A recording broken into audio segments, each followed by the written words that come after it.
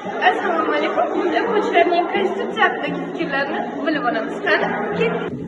Assalomu alaykum. Konstitutsiyaga berilgan savollar qisqa va aniq javob bersangiz. Eng avvalo o'qish, o'rganish, fikrlash va erkin yashash huquqini berdi. Bugun men o'zimning fikrimni bemalol ayta olaman. Buning barchasi konstitutsiyada. Konstitutsiya qanday imkoniyatlar yaratadi deb o'ylaysiz?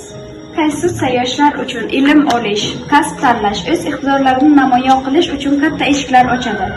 Konstitutsiya bizning kelajagimizni himoyalovchi huquqlarning asosidir. Konstitutsiya bu huquqlarimizni himoyalovchi asos. U yoshlarga o'z iqtidorlarini namoyon qilish va fikrlarini erkin bayon qilish uchun huquq beradi. Konstitutsiya yoshlar uchun nimalarni kafolatlaydi? Konstitutsiya bizga majburiy umumiy ta'lim, sifatli bilim olish imkoniyati va zamonaviy sharoitda o'qish huquqini kafolatlaydi.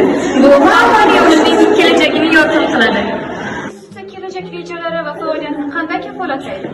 Biz endi o'z fikrimizni erkin ayta olishimiz mumkin, loyihalarda qatnashib, grantlar yutib olishimiz mumkin yoki tadbirkorlik bilan shug'ullanishimiz mumkin.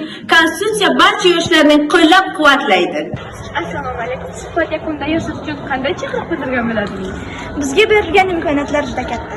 Eng muhimi, konstitutsiyada berilgan huquqlarimizni bilish, undan to'g'ri foydalanish va o'z ustimizda ishlash. Kelajak o'z qo'limizda.